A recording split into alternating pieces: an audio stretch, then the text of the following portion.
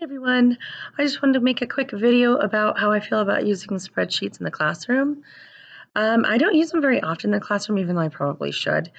I think I immediately jumped to math class, where I think it would be very interesting to have my students develop patterns that other kids had to find the formula for.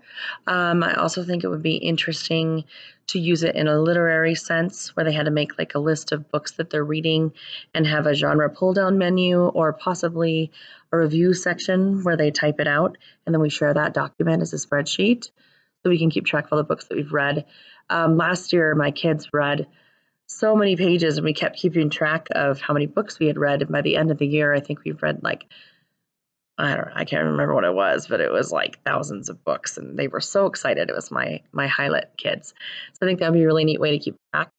I also read an article where this man gave them a particular amount of money that they had to spend on certain items.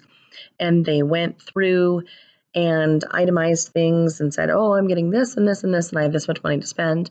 I think it'd be also interesting to have them modify that slightly by having certain items be gone when they go to the store, so they have to substitute for a more expensive item.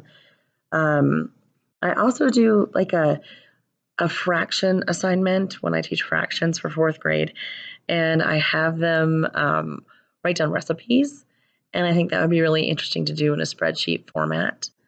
Um, and then, like in math class, having them do surveys and polls and things like that, I think is always interesting. Even letting it bleed into social studies or science and asking them survey questions before we do a lesson with drop down menus would be very interesting to see their background knowledge on certain items. And then, like a post assessment where you have the same, the next tab would be that. And I know also, in CTE and things like that, you should always teach kids budgeting and how to keep track of all that kind of stuff and just show them how to insert patterns and drop down menus. I think would be very, very beneficial for students.